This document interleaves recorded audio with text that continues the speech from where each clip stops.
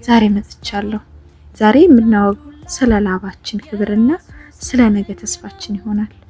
ብዙ ሰው ስራን ይመርጣል። ይሄኛው ስራ ክብር ነው፣ ያኛው ደግሞ ዝቅ የሚያደርግ ይመስለዋል። ግን እውነቱ ይሄ ነው። ታውቃላችሁ? ሰርቶ ማደር ታሪክ ነው። የቤት ስራ ይሆን የቢሮ ስራ ወይም ደግሞ በጉልበት የሚደክም ልፋት ሁሉም ክብር አለው። አንቺ ራስሽን እስካልናቅሽ ድረስ ማንም ሊንቅሽ አይችልም።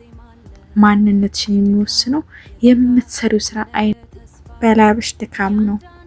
ሰው ቢልሽም ዝቅተኛ፣ አንቺ ግን አትነሳሽ። በኩራት ተጓዢ፣ ለህልምሽ ተገኝ። እጆችሽ ይባረኩ፣ የልፋትሽን ይስጥሽ። ነገ ሌላ ቀን ነው፣ ደማቅ ተስፋ ላንቺው። ጽናት በላብሽ የታለ ነው። ሰው ቢልሽም ዝቅተኛ፣ አንቺ ግን አትሰኝ። በኩራት ተጓዢ፣ ለህልምሽ ተገኝ። እጆችሽ ይባረኩ፣ የልፋትሽን ይስጥሽ። ነገ ሌላ ቀን ነው፣ ደማቅ ተስፋ ላንቺው። ጽናት ካለሽ ዛሬ መንገድሽ አይጠፋም። ከሰራሽ በታማኝነት ክብርሽ አይገፋም። ስሪ፣ ጠንክሪ፣ በርቺ እህቴ፣ ጎበዝ ነሽ። የስደት እንጀራ በቃ ይበለን። የዛሬው ድካምሽ የነገው ስኬት ነው። ክብርሽ በልፋትሽ። የዛሬው የልብ ወግ መልእክታችን ይህን ይመስል ነበር።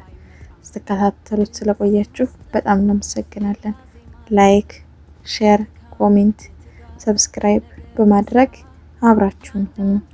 የምትፈልጉትን ጥያቄ ጠይቁኝ፣ እመልሳለሁ በኮሜንት።